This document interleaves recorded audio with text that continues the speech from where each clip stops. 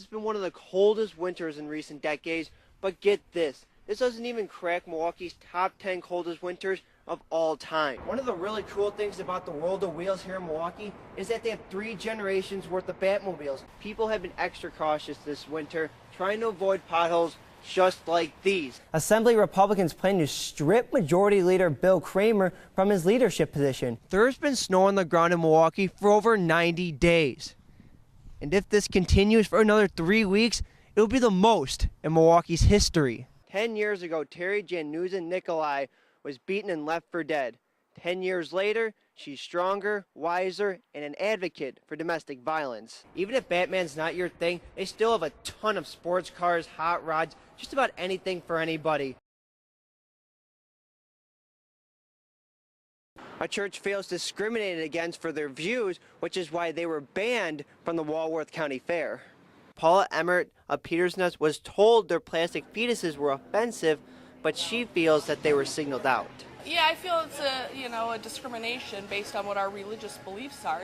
We've done nothing wrong. We complied with all the rules and regulations, and we'd like to be present in the fair. We're very peaceful, and we feel we want to stay on message with what our group does. Paula added that they have no control over their material once it leaves their booth, and people's reactions should be under their own discretion. And we don't feel we should have to be censored unjustly. We don't want any special treatment. Ultimately, Peters Nest wants to be back at the fair. Hopefully we can get back into the fair and continue with our message.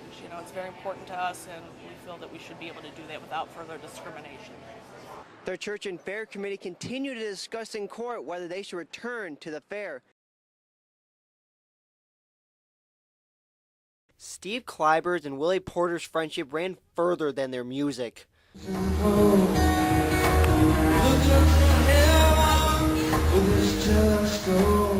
2 band members who have been together for 17 years, and though the music was fun, it was Steve's humor that Willie will miss. Steve was such a great human being, and the people that he played with were not only affected and touched by his music, but also by his humanity. His sense of humor was so fully formed. Oh, he was always on a hunt for a joke or some sort of comedy. Kleiber passed away during a fire in his Glendale home. The fiery inferno trapped him inside of his house, where the roof collapsed, making it difficult for firefighters to rescue him. He was only 49 years old. Even in a moment of grieving, family and friends have found a way to honor their loss. Actually, we're starting a nonprofit scholarship fund in his name that will hopefully give an annual award to the most promising bass student from the state of Wisconsin based on financial need and their academic ability and also their musical excellence. Kleiber's unique sense of tone will be missed, and Willie knows the impact Steve had on his life. My music is completely different because of him. My life is completely different, and just a great man. Even though Steve isn't here, his music still lives on.